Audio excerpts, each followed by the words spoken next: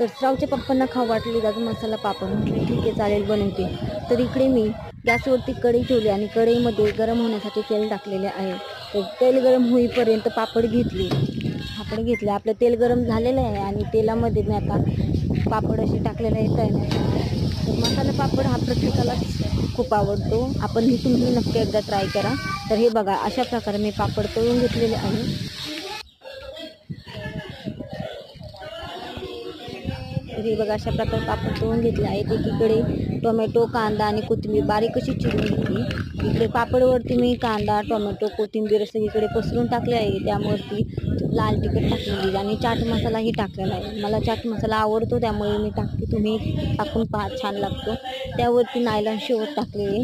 त्यावरती पुन्हा मी बारीक चिरलेली कोथिंबीर टाकलेली आहे आणि थोडेसे लाल तिखट पुन्हा टाकले. तर हे बघा आपले मसाला पापड रेडी झालेले आहेत.